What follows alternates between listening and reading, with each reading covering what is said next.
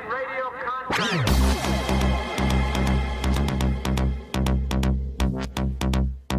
What kind of people are we? I am in radio contact.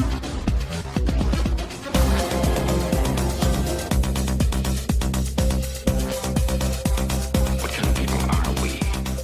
Attention crew, this is your Captain Caliban speaking. This is a supplemental episode of Enterprising Individuals, where we bring you news and tidbits from the world of Trek, also interviews with special guests, and a few little surprises along the way. We've got a special feature this week. Last week, I talked with Dave Gallanter about the Voyager episode Remember and its themes of racism and genocide. And today is the 25th anniversary of the air date of Duet, the excellent DS9 episode that we covered earlier this year, which examines similar themes to Remember, namely the afterimages of atrocity in a society. And so I figured, let's keep going. Let's commemorate that with some more heavy Trek talk. I've got an inspiring interview with Eleanor Tremeer today, who is an editor and writer on sci-fi and genre fiction, as well as issues of race, gender, and sexuality in genre entertainment, and she'll be on a future episode of Enterprising Individuals to talk Deep Space Nine. But today, we're talking about the heady issues present in episodes like Remember and Duet. We'll also talk about her experiences living in Berlin, Trek's uncanny resemblance to Gulliver's Travels, the persistence of denial of some of history's greatest genocides and atrocities. Eleanor's from the UK, so we spend a little time unpacking our own patriotic regrets about our respective empires' whoopsies. We talk about the responsibility of remembrance. We even get into a little Discovery and Enterprise talk, and you get to hear two different pronunciations of the word clerk, or Clark, as they say for some reason. It'll be a full-length interview, so no news today, but I'll be back at the end of the show to give you a little more info on where you can find Eleanor and to let you know where we're headed on next week's show. Genocide, racism, misery, trust me, it'll be fun, in a circumspect way. We've got a lot to cover, so let's get underway. Gene Roddenberry saw Gulliver's Travels as an inspiration for the series, the original series. Going so far as to, at one point, they actually wanted to name the show Gulliver's Travels and name the captain, Captain Gulliver. They did change their minds, but they kept that spirit of Gulliver's Travels intact, namely the political and social satire that is in the book. And I guess I should say, if anybody doesn't know, I mean, it is a bit old at this point, but Gulliver's Travels is a book by Jonathan Swift. He's an Irish satirist. It's about a guy named Gulliver who travels to different fantastic lands. And I think he's on a ship. And, before, it's funny because I think before all the maps were filled in, all the Odyssey type stories, where you sail to some weird island and there's weird people there, that was like the original space travel story. You'd end up on some weird island or there's some continent that we haven't figured out, or you go inside the Earth or something like that, or to the North Pole. And you reach a different land. Now we just have planets and space travel. Like, that's just a space story now. Yeah, I guess there's a lot of the sort of exploratory, adventuring stories from especially the Victorian era, where the globalization was kind of beginning, and that's kind of where you get Gulliver and stuff like that. And we've just the Earth is discovered now. We know what's out there. I guess now it's just become about going out into the stars instead. Yeah, and even cool. Like early space movies were like This Island Earth, or isn't Forbidden Planet is like a gloss on The Tempest, basically, yeah, from Shakespeare, which itself is like a shipwreck story. So anyway, like Gulliver, he'd end up in the land of the Lilliputians or the brobdingnagians, and they're either really big or really small, and they have strange laws, and they all represent like political groups in Enlightenment England or something like that. Oh my goodness. It's all satire, that's totally removed from the present day. Like, you have to have like a history book alongside, the book to understand what's going on. Did you ever read Gulliver's Travels? You can answer safely because I never did. No, I didn't. There was that weird movie that was on quite a lot on the BBC when I was growing up. So obviously I remember the scene where he gets tied down, but the thing is that's in like I was actually watching Gravity Falls the other day with my niece, which is a children's animated show. And they did a reference to Gulliver's Travels in the first episode, and I was like, sure, because she gets tied down by tiny gnomes. And I was just like, this is just sailing over my niece's head, but I'm enjoying it. And I think that's every reference to it is just a reference to it. Like I wonder how many people have actually read it at this point. But anyway, you can see how that would map onto Star Trek. You know, you warp to some funny planet. The guys are black on one side of their faces and white on the other, or vice versa. And you get bingo. You got a race metaphor. Yeah. And what fascinates me is that how it's just how that kind of storytelling has matured under Trek's watch. It's still doing that, but it's doing it better. Like, there's the famous edict from Roddenberry in the 60s that humanity had solved all of its problems, and so there's going to be no conflict between the human characters. Thank you very much. And so in this scenario, we, that is humanity, we're the baseline. So we're going to visit other places, and they're all screwed up. You know, we're looking at it through that lens. They're having virtual wars where people die for real, or, oh no, Nazi planet. You know? As Trek goes to the next generation, so to speak, we start to get more fallible heroes and more looks into whether humanity's really figured it all out, or we're dealing with the same problems. You've got Picard has to kick some Native Americans off a planet, and that's a problem. Or you put like Data's humanity on trial. Like, if we're evolved as humans, can we see emerging life as human or as humanity itself? You know, the entirety of DS9, you got the occupation of Bajor by the Cardassians, which stands in for any number of similar events on Earth. Yes, it's funny how a lot of these allegories end up just being parallels to what happened on Earth. I mean, I guess TOS is very much more on the nose about that. And this episode of Voyager that we're talking about, very on the nose, to the point where it could just as well be talking about, the Holocaust in Germany on Earth, because they don't really go into enough detail. That's what I found. Anyway, so you have the ones where it's like, it's kind of expanding the idea, like especially with emerging consciousnesses, like with Data being on trial and everything. And it's interesting that you brought up the expulsion of the Native Americans from their new home, because that's sort of a development instead. But I think Trek is at its strongest when it's using allegories as a jumping off point rather than just sort of shoving them in there and having that be enough. And I kind of felt that way with Remember, that it was just a little bit too light. I felt like there was so much detail they could have gone into. You barely know anything about the society at all, and there just wasn't enough there for me. But it was also a very interesting, very personal look at what was going on. So I did enjoy it, but a lot of Voyager for me just feels like a bit of a throwback. Yes. And the underdevelopment might be just the fact that they don't have a lot of time. They've only got, 45 minutes or whatever. But it might also be on the Voyager production, which a lot of times is underdeveloped sometimes. I think one of the problems of the cultural metaphor in Trek is that fact that it's only an hour long. So it's got to be, and it's also, it's popular TV, so it's got to be bite-sized. So you've got the Yangs and the Coms, or something like that, something very simple.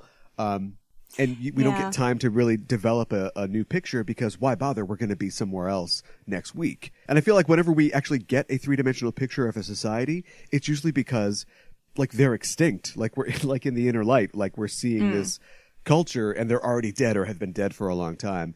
Or they're going to be destroyed by the end of the episode. Like, we learn about a people and, they're so beautiful and so noble, and a meteor is definitely going to hit the planet, like, at the end of this thing, and we're going to have to get them out of there or something. There's this oversimplification so we can get to the conflicts. True. I find it interesting that you brought up the inner light, because I was actually going to use that as well as a comparison where you had an episode and they did go into enough detail about the culture. So I feel like there was enough time in Remember to actually embellish things a bit more, rather than just have the scenes of going in and out. They could have spent more time on the place itself. I mean, if it was on today, that could easily go over a few episodes. They meet these people, because we don't even know why they met the Anarans in the first place. Right. Like, they could have been introduced in one episode for one reason, and then they're taking them to somewhere. And then slowly you get to know them, and then over the course of a couple of episodes, all of this becomes clear, and then they dump them back on the planet. And then you could have developed on from there as well. I feel like that's just, that's a pitfall of episodic television for sure, which I thought a lot about Voyager while I was watching it, because it's interesting how Deep Space Nine was very much pushing the envelope with serialized television, and you brought up the Cardassian occupation and everything, because that's a huge allegory for a lot of things that have happened on Earth. And they were able to use many, many, many seasons to explore that in a way that Trek had never done before.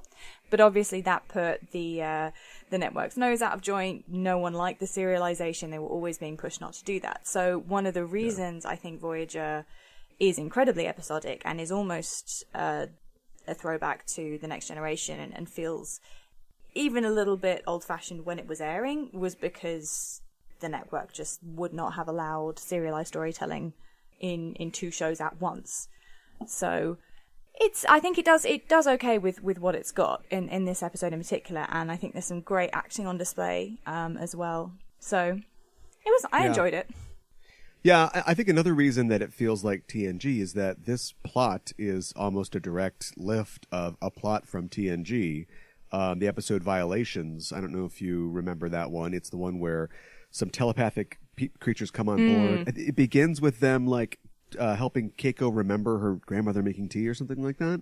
And then it goes into, there's basically mind rapes going on. Oh, yeah, it's terrible. What I liked about this was how cognizant they were at the beginning that this was going on. There wasn't any kind of denial, oh, you're just having a dream. Immediately they were like, we've got telepathic aliens on board. This is probably due to them. And I was like, thank you. Yes. You have to hand it to the crew and to Janeway as a captain, because you're right. That would be at least 2.5 acts in. Somebody would finally believe Troy, and it would definitely be Troy. That would be a Troy story for sure. But I do feel like the Federation probably would have had some kind of rules about telepathic relations by this point. I mean, if you've got a bunch of telepathic species as part, and even the Vulcans have very strict rules about telepathy and they helped found the Federation. Sure. I feel like that's a lack of world building on the writer's part, because the Federation is supposed to be this very sort of diplomatic, very kind of rule heavy, and it's supposed to be the kind of civilization that wants to avoid stuff like this, and every time something like this happens, it's like, oh, whoops, someone kind of got mind raped again, oh well. It's like, Well, there's a... were you going to say something? Go ahead. I was going to ask you what you thought about the thematic elements of the episode. I think they're right on. I think that it's an important story that needs to be told. I think that it's sort of shaped perfectly in this episode because it's something we've heard before, but I think it's something that we need to keep telling ourselves and keep reminding ourselves that things like this happen.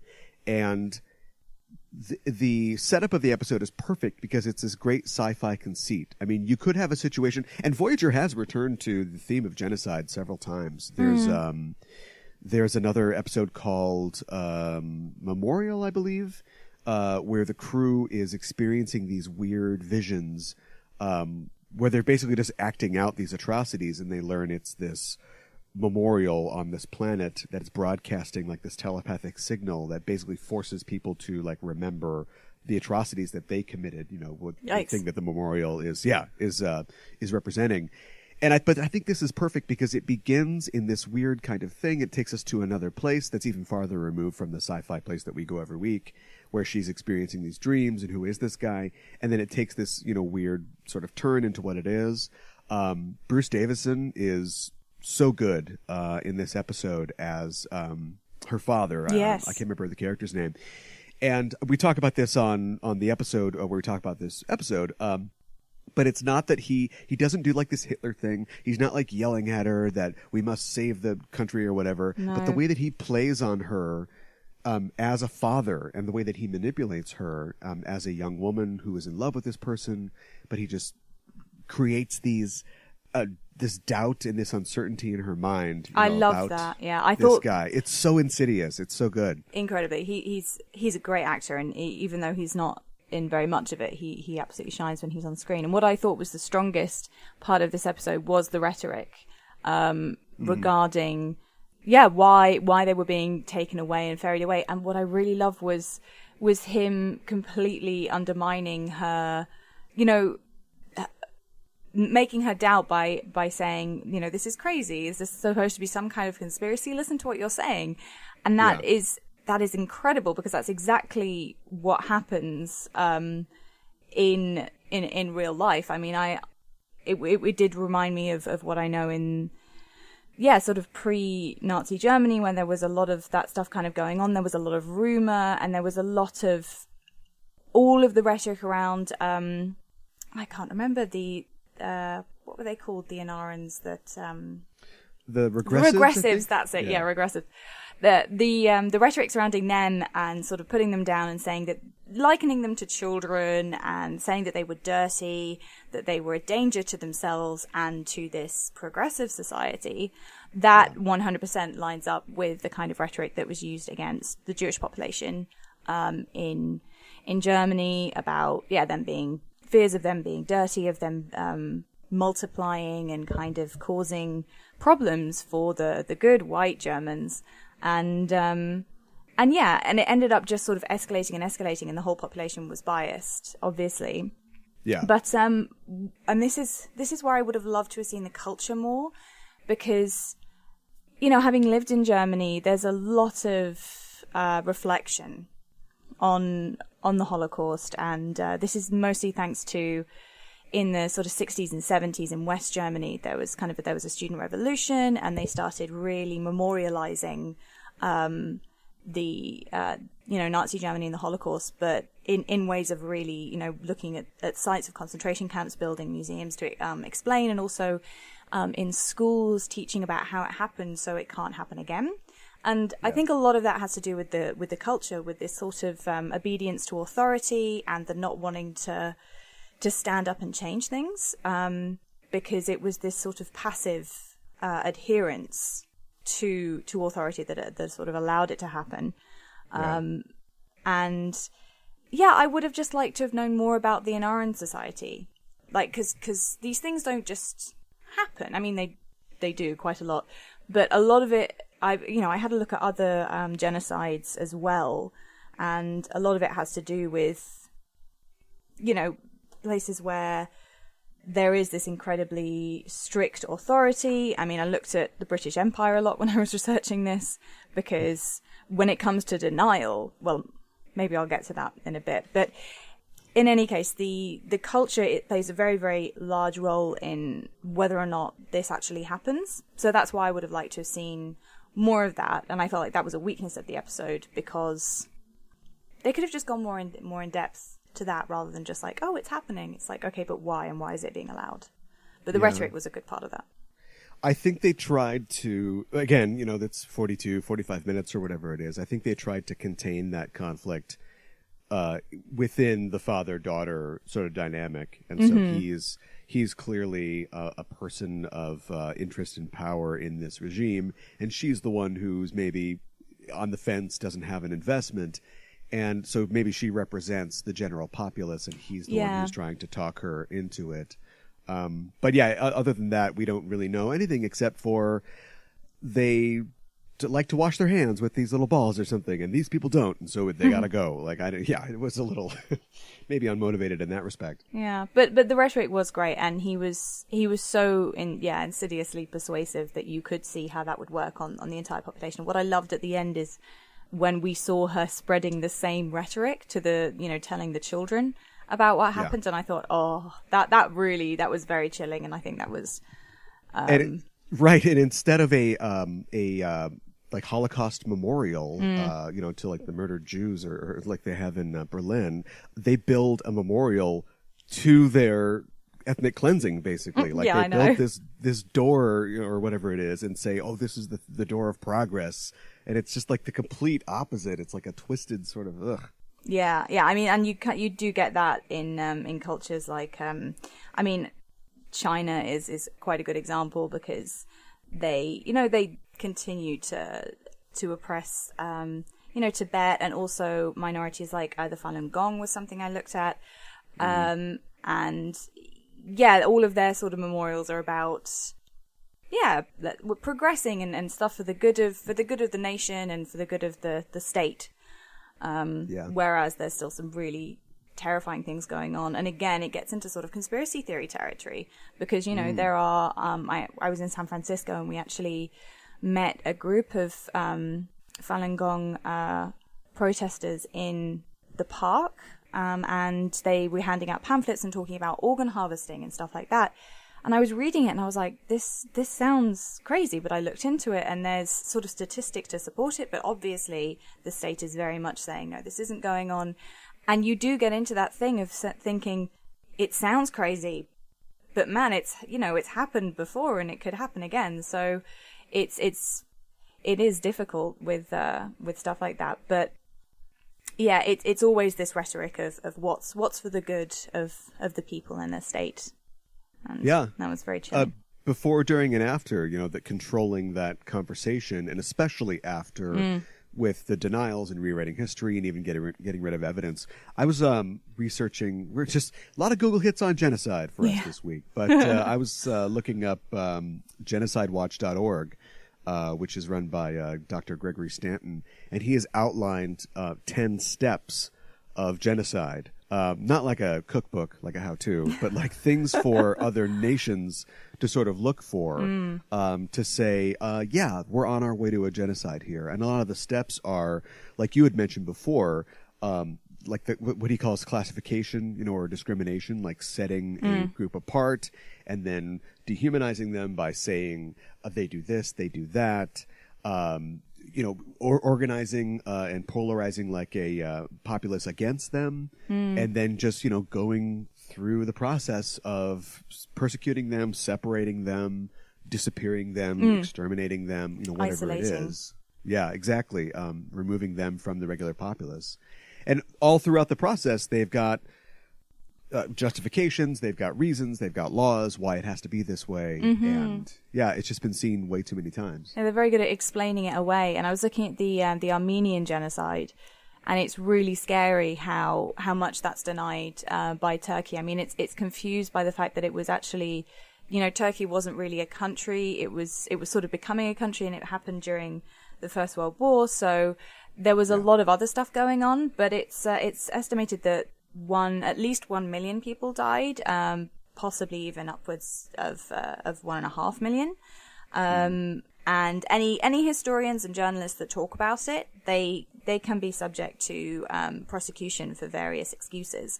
And there was a great National Geographic article about it, actually, where they went out into the villages, and there's one person they spoke to who was a kid when it happened, and they saw villages being burned and people being driven out and bodies in the river and all of this. And I think the first thing he said to the journalist was, "Do you accept that it happened?"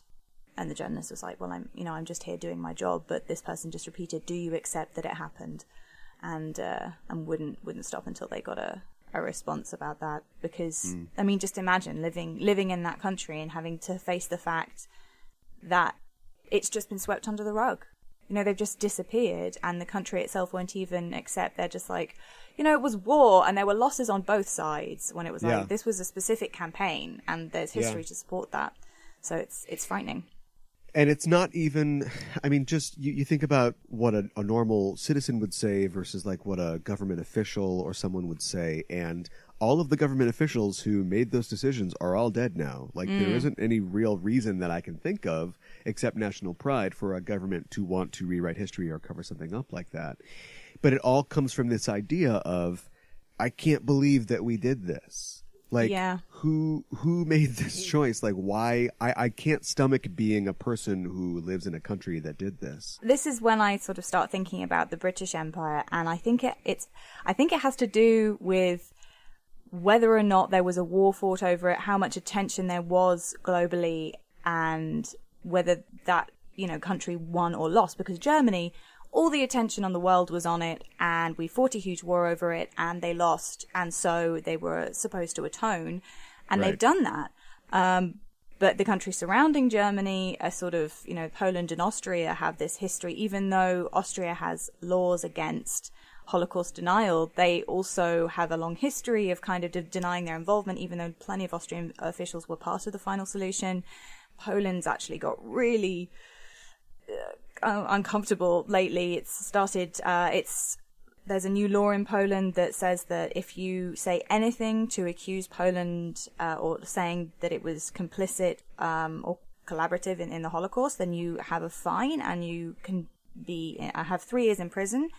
And they're actually using targeted ads on YouTube, like propaganda, to support this this new law. And it's kind of disturbing because, again, I mean, even though, yes, Poland was invaded and Polish people suffered as well, there are events where they did also, there was really, really a huge act of anti-Semitic violence in, 1941 there was a massacre in one town, 1946 there was a massacre in another town of Jewish survivors. And so they're trying to cover it up because I think, or not cover it up, but definitely deny their involvement because they weren't the losing country. Right. But when it comes to like the British stuff, this is something that makes me uncomfortable, and this is what I think the episode reminded me of most, because we don't really learn about the British Empire in schools at all. At least we didn't when I was growing up. And yet there are terrible atrocities that were committed over the long period of time that we had this foothold in so many different countries. Yeah. And what's disturbing about it is that in 2012, it was revealed that a lot of records were destroyed in the 1960s, specifically about the Mau Mau rebellion in Kenya, I believe. But there was a report in December of last year that whenever someone went to look for records for, historical purposes or for an article, this article was published in The Guardian. The Guardian is it keeps keeping tabs on this. Sure. Whenever they went back to have a look and get those records out of the official archives, they'd gone missing. And gone missing specifically after being checked out by civil servants within the British government. Okay. And so it's like on loan to such and such, or gone missing while on loan to such and such. And right. It's something. It's because we never lost a war, and we want to believe there's this kind of this like hangover of imperial entitlement that I think that the UK sure. has, and we don't want to let go of this idea of us being on top of the world and our wonderful royals and our wonderful world. Yeah, it's not just you. We call it American exceptionalism over here. I mean, yeah, you've got that whole thing as well. Yeah. And when I think about, very similar things to what you've been mentioning, the things that America has been involved in as far as oppression and atrocities go, there's a huge refusal to talk about them, even here, in the land of free speech. We don't talk about them until it's a forced issue, and then you'll just get some kind of statement. I remember when I was in school as a kid, we learned a little bit about the fate of some of the First Nations people here in the early days of America, or hearing about like what happened to Japanese citizens in World War II. Yeah. And it was barely a sidebar to a lot of my history education. Seriously? It would just be, it would be just like, a few minutes during the World War II week or something like that. That's incredible.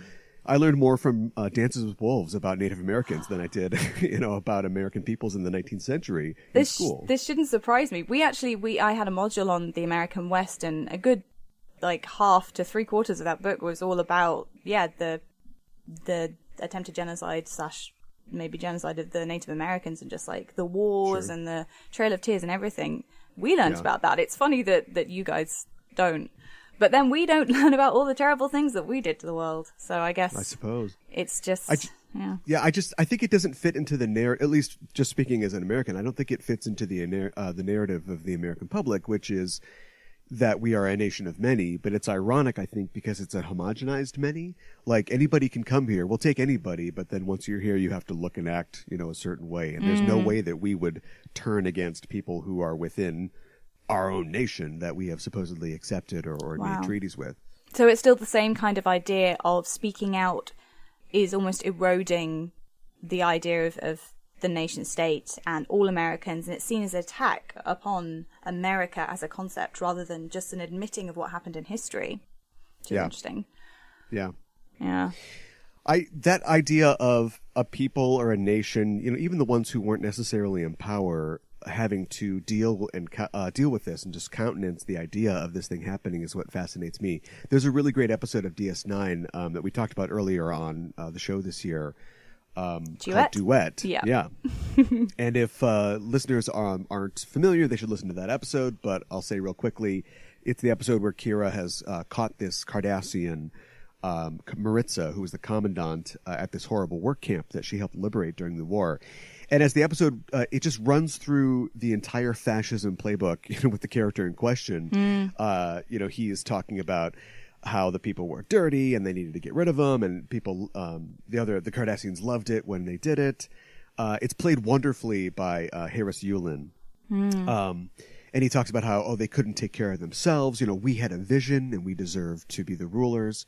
And of course, you find out by the end of the episode, spoilers, by the way, that this guy wasn't even the guy. He was some other guy. He was like a clerk. He was very low down at this camp, and he just had nothing to do with the atrocities, but he just watched them go on day after day, and he just could not even process what they were doing as a people. And his reaction was that he kind of loses it, and he takes it upon himself to pretend to be this guy, this monster, so that the truth can get out there. Yeah. Because, of course, the Cardassian government at this time is pretty much following the playbook of denying or just repressing or just sort of it's the same off. It's the same kind of rhetoric. What we were doing was for the good of Bajor. You get a lot of that throughout the entire series, especially from Gul Dukat. And it's great because in the end they kind of start admitting, oh no, what we did was bad, but not in a big way, never in a sweeping statement. But in that episode in particular, I love it because it's ultimately guilt. This whole thing is him just, he's saying all this stuff and he's playing the part, but he's playing the part so that he will be held accountable, so that he will be prosecuted, and there will be some kind of comeuppance. Because even though he was a clerk, he also stood by and did nothing. And the guilt of that just completely ate away at him. And it's fantastic because you get to see both sides. You get to see the part that he's playing. And even though later you discover that it is a part, it still gives you an insight into their mindset. But it also provides a fantastic commentary on what it's like to be on the side of the oppressor and to do nothing, and how that still affects you, and how it still just is incredibly psychologically traumatic to the guilt of having stood by and done nothing and been part of it and watched these horrors. And it's an incredible episode. Have you watched Breaking Bad? I haven't. Oh, okay. Well, this isn't going to make any sense then. I know of it, There's, there's the main guy, and then there's the younger guy that helps him. And at one point, the younger guy goes to the police because of all the bad things this guy's done. And the main guy is very smart, and he kind of finds a way out of these traps they put him in. And the young guy at one point just screams like he can't keep getting away with it because he just feels he wants to stop the guy, but also he feels bad about the things that he's done himself that the guy has got him to do. And so it's that same kind of thing for me, at least, having watched Breaking Bad, where it's not like he just can't stand the idea that they have done this and that it seems like they're getting away with it, or at least some people are. Yeah, and it's very similar in Remember. It's someone who was kind of complicit, who allowed it to happen, and is now desperately trying to get those messages out there, which is a really interesting concept. Yeah. And also that she feels she has to do it while she's sleeping or while somebody else is sleeping. It's still a very secretive thing. I don't think that we're told if there's some sort of penalty or some sort of reprisal that will be on her, but it's something that she waits until she's essentially dying of old age to do. Which I think speaks a lot about their current society. Yeah, I also found the ending very interesting in Janeway deciding not to do anything herself, but then allowing B'Elanna to go and to send the message on. I thought that was a great ending anyway. But I was a bit like, why are you sort of enforcing this kind of very Federation idea of we must not get involved? I mean, you're in a different part of the galaxy. You can do whatever you want, and it's an interesting kind of thing where Janeway she's that kind of a captain. She is the Federation, so wherever she goes, the Federation goes. Yeah. And I don't know. What do you think the morality of that is? Do you think that they should have stayed and tried to get the truth out, or do you think it was really none of their business? I think that they're not journalists. Do you know what I mean? They are, because they could just, if there was a space internet in that area, they could just go, look what we heard about the Anarans or whatever. But you're right, she is, and they keep saying they're not military commanders, but she is a military commander basically, who is representing her nation and her military. And so I think she made the right choice, but I think that personally she can do whatever she wants. And I like the fact at the end of the episode that they're like, okay, so you guys are going to trade with us? And she's like, no, get out of here. We're not trading with you. Like has to follow the rules of her nation and whatever they may be, but personally she can do whatever she wants. And as the captain, like the number one person, she has a lot of influence over her society. And I kind of I don't think they meant it, but I think it's kind of a suggestion or a guide for what we can do today or what our countries can do. It may be that Turkey doesn't want to acknowledge the Armenian genocide. And so as a country, we can't just say, well, we're not going to trade with Turkey or, help them if they need help. But we can kind of socially pressure them to rectify that. And that is something that I know it's sort of an international diplomacy measure where if there's it's possible for countries to refuse trade or to put diplomatic pressure on countries if there's something really terrible going on. But I don't know a huge amount about geopolitics, but that was something where, as a child, I would, find out all of these terrible things that were going on in the world, and I'd say, well, why don't we just do that? Why don't we don't have to go in, we shouldn't go in there with our troops or anything, but if we want to help them, we can apply diplomatic pressure, if we have all this money and all this stuff to trade, but then you grow up and you realize, oh, no, we actually want stuff from them, and that's why we're not going to do anything. And also, sanctions mean a lot of empty bellies of people who aren't making decisions at all. So yeah, it's so difficult. And I think that was, it wasn't really an interplanetary incident. It was very much internal, or it seemed to be very internal to the Inaran people. So if it was in the Alpha Quadrant, and if these people were part of the Federation, then 100% Janeway would have had every right to sort of go in there and say, right, the truth needs to come out, because if this happens again, you could end up doing it to some other planet in the Federation, and that isn't okay. But this is an isolated planet in a quadrant that we basically still know nothing about. That's another problem with the lack of background too, is because if this sector of space is, let's say, like an alternate history World War II sector of space where Germany, won, as Voyager comes in, maybe, there's a bunch of other systems or planets that don't even talk to these guys. Yeah. And so Voyager gets there and they're the first people to talk to these guys in a while.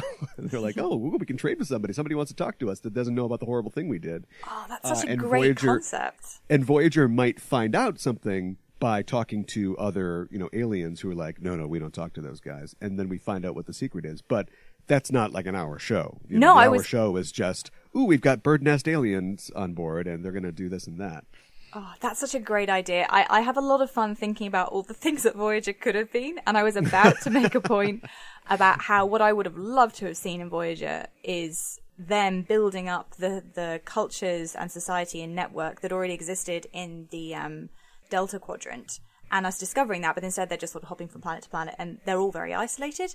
And you saying that just made me think, wow, wouldn't that have been great? Season 1, they go in, they end up making an ally of this really powerful, really nice, or so it seems, society, and then slowly over the course of episodes or even seasons, you discover that, as they get sort of deeper into the web of this, that they're actually oppressing the other planets, and then, hey, maybe even this is a parallel of the Federation. The reason they allied was because they thought they were similar, and then Voyager realizes they've actually exacerbated the situation. They have to turn around and fix their involvement, and man, that would have been a great show. That was planned. This is really going to break your heart, because that they actually did want to do that. Later in this season, I'm going to talk to Eric Stillwell, who wrote the episode Prime Factors for Voyager, which is a first season episode where they meet this race that has a technology that allows them to transport essentially light years, away. Yeah, I remember that one. Yeah, and they're like a very have a drink. They're like a very Epicurean sort of race. And they were planned to be a long-running antagonist for the show, because they are sort of like the dark side of the Federation. Like, they have technology that is as good or better than the Federation's, and they are committed to enjoying themselves. But it's that sort of dark side of Lotus Eatery, we don't want to do any social good. We don't commit ourselves to service like the Federation does. We just kind of want what we want, and we're very selfish. And so we would have seen how they clash. Now, that was nixed because, and I kind of agree with this, I don't know if that's TV. Like, I don't know if you can make a TV show out of that, but it would have been like a really great, novel or something like that. That does frustrate me because I also, when I was talking to, I think it was Ronald D. It may have been Ira Steven Behr. I did those interviews very close together.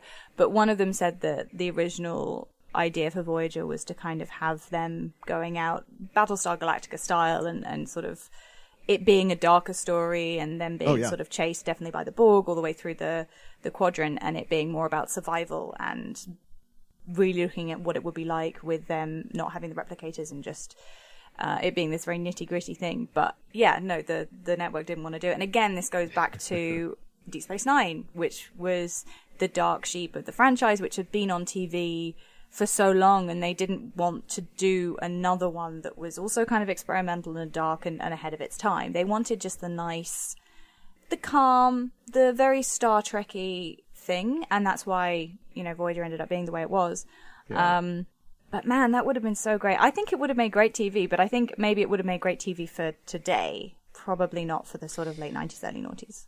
I suppose, yeah. Also, it would have been sort of like the Gamma Quadrant, like if they had gone to the Delta Quadrant and we find out that, like in the Gamma Quadrant with the Dominion, there is some sort of large empire that we don't know about that sort of owns the whole thing. You've kind of got that with the Borg. Yeah, the Borg are the Borg. That.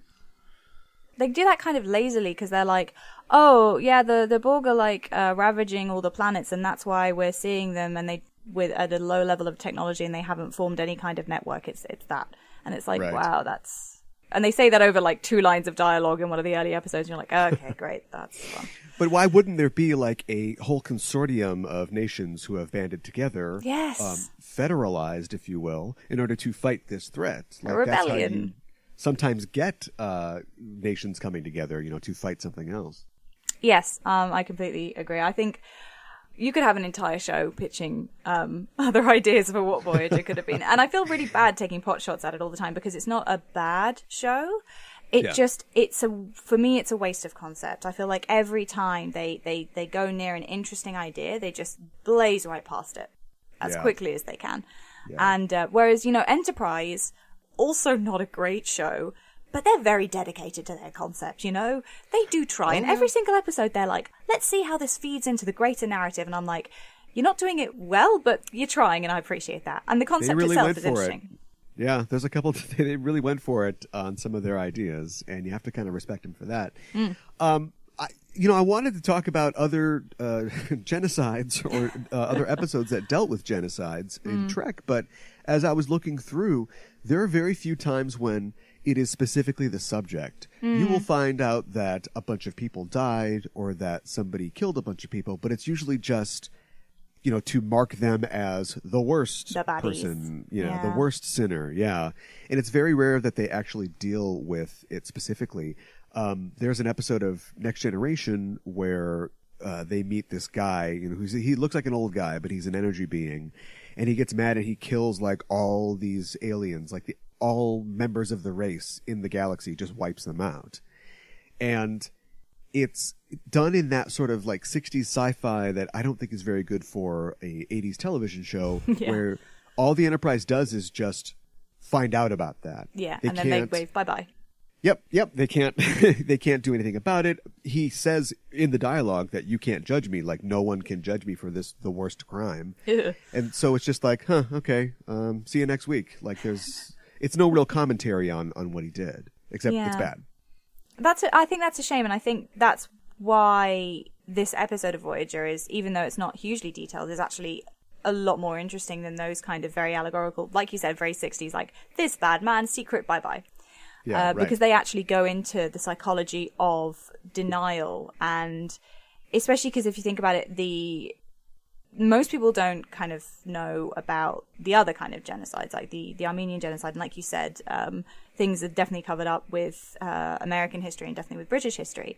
So the one in the forefront of everyone's mind is the Second World War and the Holocaust in Germany. So from that point of view, it's interesting to watch Remember, because it's surprising to us for this thing to happen and for there not to be some kind of reckoning, but for it to be covered up and denied. Because in what we know of history, this big bad thing happened, and the whole world ended up knowing about it. So I thought it was an interesting, considering that Trek doesn't tend to go into this in detail, it was a different take, and it was nice to see the kind of the denial and the upholding of a certain society because of the reason that, they had to cast these people out because they felt like they were a threat, maybe. And that was definitely very interesting. And then you look into real world history and you see, there are so many parallels. I don't know whether the writers were looking when they wrote it, but with the rhetoric and with the covering up, loads of real world parallels as well. So it's interesting. Sometimes our heroes get a chance to genocide, and they don't because they're our heroes. Yay. Which is also, again, not very, it's kind of a shallow commentary, but it's in Next Generation, I think, that they get a chance to put like a program in a Borg's head or something like that, and they think that if they send this guy back, the program will get into the Borg computers and it's like making them look at a 3D eye poster. They won't be able to handle it or something. Yeah. And they decide not to do that. They struggle with that decision, but ultimately they really wanted to do it. Yeah, but ultimately they're satisfied with their refusal to do it, they should be. But it's a far cry, or perhaps an evolution from what we see in Star Trek Discovery, whereas at the end of the first season, the Federation basically says, I think genocide is the answer to the Klingon problem. I know. And they need like one woman to say, what? No. What are you talking about? I know. I mean, I have many issues with Discovery, and I actually rewatched that episode recently, and I feel like they could have done that with the Federation if they'd actually built up to it more, because they kind of paint the Federation as just bad the whole way through Discovery. There's, Giorgio says some cool things about the Federation, and then there's one war, and suddenly, oh no, they're like basically evil. Right. With how they treated the tardigrade, because and this really, really pissed me off actually, because it gets to a point where they're like, oh no, if the tardigrade is sentient, maybe we shouldn't use it anymore. But it's like, you're the people that supposedly are all vegan now. Like, that's in the original series and the Next Generation, I think. Well, it's definitely in the Next Generation. Riker's like, we haven't eaten meat in hundreds of years. Right. And it's like, so you shouldn't even be treating a, non-sentient life form this way, because it's still alive and it still can feel pain. And it's I didn't feel like there was enough of a reason for the Federation to do that, and the fact that it took one woman to bring them back from the brink of becoming something evil. It was an interesting concept, but I felt like it was the build up of 11 episodes before that wasn't enough to justify, and especially because you've got 10 years until the Federation becomes this beautiful shining thing in the original series. So it's like, what happened there? So something big must have happened. Yeah. Even Sarek is on board, and you could argue that that's logic and not emotion. But you think Sarek could be like, maybe eliminating an entire race might cause more problems for the Quadrant? I don't know. I feel like both Discovery and Enterprise have bought into the same idea of Vulcans as being the bad guys. Yeah, right. No, they're supposed to be it's not just logic, it's also compassion and this very kind of almost Taoist philosophy and some really, really lovely things that form the foundation of what Vulcans are supposed to be and what they kind of brought to Earth and how we were able to form the Federation together. We're supposed to be the messed up ones. They're supposed to help us. They've never genocided. Well, this is the thing. Enterprise was like, actually, they fought loads of wars with the Andorians and they got pretty murky with that. So it's like, oh, great, thanks. But I just feel like with Discovery, you can take all of these canon examples and try and explain away the choices that the writers made, but ultimately it's a product of TV climate at the moment where the networks want the darkest thing possible. They want a kind of Game of Thrones style show, but they also have a property so they have this property that there are, millions of fans across the world, or at least hundreds of thousands of fans, and it's incredibly lucrative. And they want to try and combine those two. But Star Trek is not supposed to be the dark Game of Thrones style show, and it never was, and that's not what made it popular. And I feel like Discovery is what happens when you try and mosh those things together to make money. That's true. So hopefully season 2 won't be quite like that. Hopefully. Dark elements have always been popular, usually with the fan base, though. Section 31 is something that was mentioned in a couple episodes of DS9, and now it's, there's 100 books about it. It's showing up on Discovery in season 1, and of course, hopefully, probably more in season 2. And also, when we were talking about genocide, they tried to genocide the founders. They did! Oh my god, I can't believe I forgot to say that. They did. That's how the war ended. Man. Right. Oh my gosh, I can't, because that does get put away and denied completely. And that's what something really aggravated me at the end of Deep Space Nine, is that I love the idea of Section 31. I think it's great. And, but it was thrown in so late and it was never resolved. And it just completely tarnishes your idea of the Federation. And Ira Steven Behr actually said to me that it was his final dig at the Federation. And he would have seen, if the story had continued, what he would have liked to have done would have been for the Federation officers to be both the enemy and the reformists, that they would have to come to terms with the fact that there was this really rotten part of the Federation and try and deal with it. That his dig was that the Federation was too good to get its hands dirty, so they let another sort of section take care of that. Exactly, that they were hypocrites, essentially. Okay, and it was him really saying, this beautiful shining future that Roddenberry envisioned, it can't exist because. But if you look at within the context of the episode in the Pale Moonlight, that was a time where Sisko had to get his hands dirty in order to achieve an end that was good overall. So I think what Ira Steven Behr was trying to do with Section 31 was actually to say both at the same time, to say actually sometimes you do need to do the really difficult things. Sure. But maybe you shouldn't go that far. Maybe there shouldn't be this corrupt organization at the heart of the Federation. So what worries me about Discovery is that it's way too early to deal with Section 31. Section 31 needs to be dealt with, but they can't uncover it and reform the Federation because that wouldn't line up with canon. So they're just going to have... I'm worried they're going to kind of glorify it. And that would be the worst thing. Absolutely. Well, they got the cool black badges. Yeah. Exactly. They're already glorifying it. Cool spy things, except they tried to kill an entire species. So that's... Maybe it can start as a fun, in like Flint, 60s spy thing. Yeah. In Discovery, and then later on it evolves into this just cold math of just like wiping out whole planets for the good of the Federation thing. That's really my hope, and I think they could actually do a lot with that. With kind of getting into it thinking, yay, we're spies. Oh no, it's really bad. And thinking they've stamped it out. But us as an audience, having this horrible dramatic irony, those of us who've watched Deep Space Nine and read the books, knowing that, oh no, it's going to pop up again. You can't destroy it because it's going to be really powerful in 100 or so years' time. So yeah, they could do something interesting there. It's like Hydra in the Marvel films. Yes, it really, really is. I think that was a very good one. But yeah, I mean, the fact that the Federation nearly committed a genocide and then it's never talked about. No one ever publicizes it. So is the Federation just as bad as the Anarans? Yeah, that's a great point. I mean, for the Federation, who they're so noble, even coming close to it is something that they should teach in the history books, like the day that we almost did this. Yes. Yeah, and that would have been... That probably, if you'd had a show set after that in the Alpha Quadrant, not, being Voyager in the Delta Quadrant...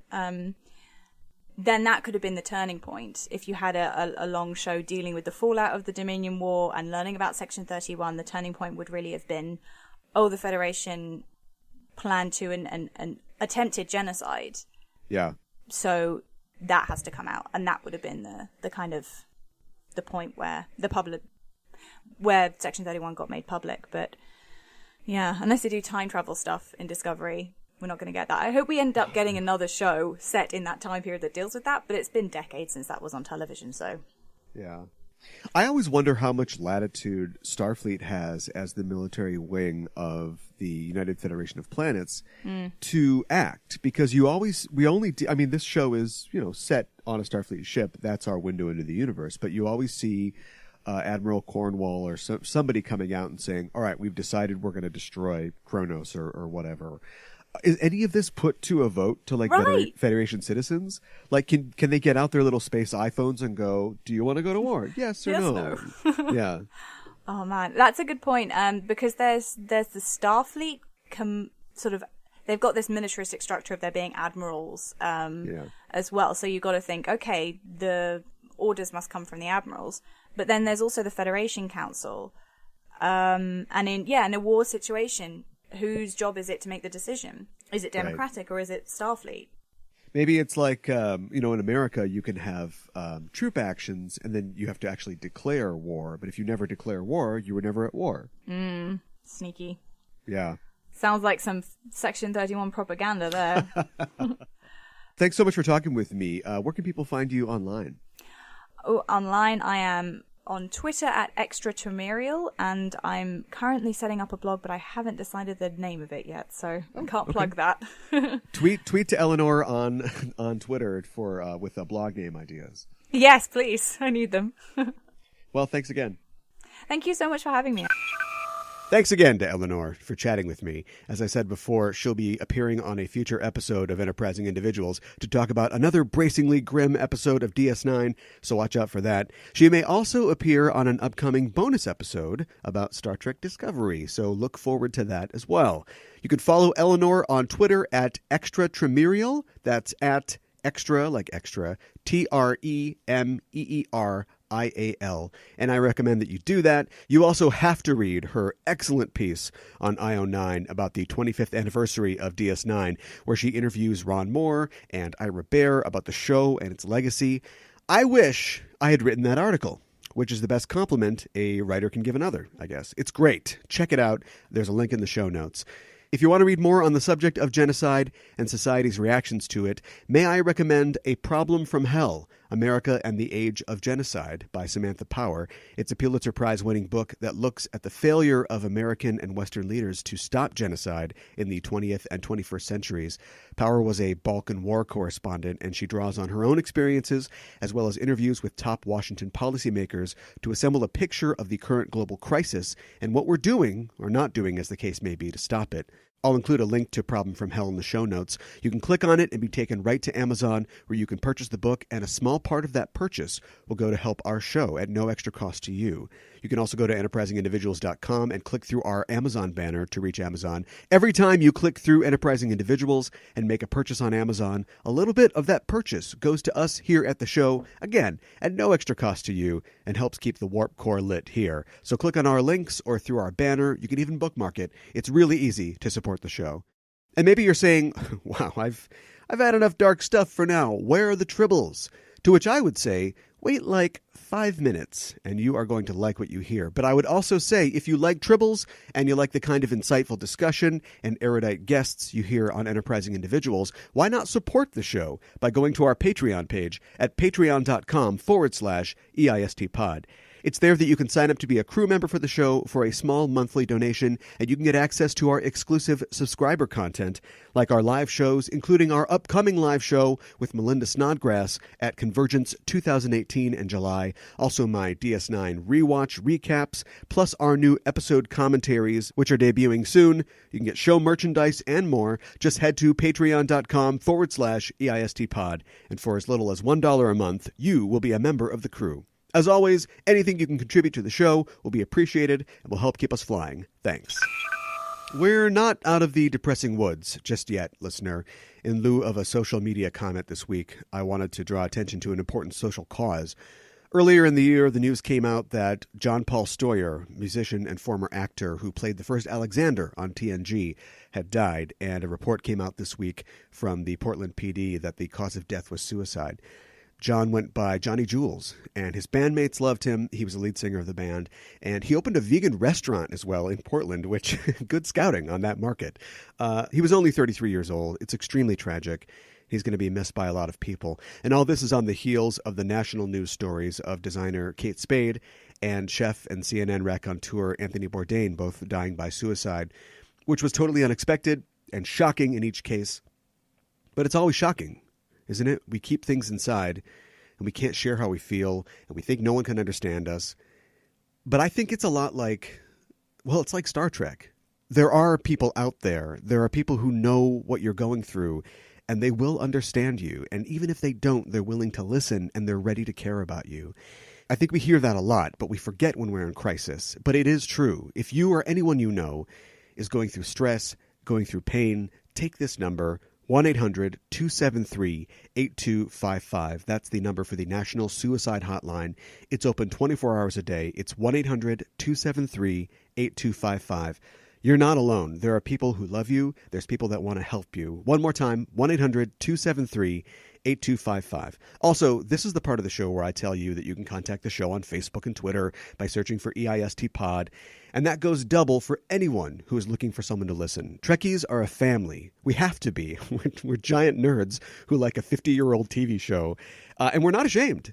Will Wheaton has a great post on Medium where he talks about his anxiety and his chronic depression, and how he's learned to not be ashamed. He makes this awesome point about how there is nothing embarrassing or shameful about reaching out, asking for help, talking to someone. So please do. The world with all its faults is still better because you're in it. You can always reach this show by email at eistpod@gmail.com. And as always, we're waiting to receive your transmission. Okay, catharsis, meaning literally a purge, a cleansing. All right. On to better things. That's it for this supplemental episode of Enterprising Individuals. If you're an Apple Podcast listener and you haven't yet, why not look us up on Apple Podcasts and make sure that you're subscribed to the show. Also, write us a little review if the spirit moves you, and give us a rating at the very least, because we'd appreciate it. If you're not on Apple Podcasts, you can still subscribe to the show on Google Play or Stitcher or wherever you get our show from. And if you leave positive comments and ratings and reviews on those platforms as well, we would be eternally grateful. Next week on Enterprising Individuals, you want tribbles? You got 'em. And all the troubles that they bring. Authors and Trek experts Paula M. Block and Terry J. Erdman join the show next week to give the definitive oral history of one of Deep Space Nine's silliest yet most lovingly crafted episodes that stands as a love letter to Tribbles, the original series, and Trek fandom at large. It's Trials and Tribulations, next time on Enterprising Individuals. And until then, I'm your Captain Caliban, signing off and saying, live long and prosper.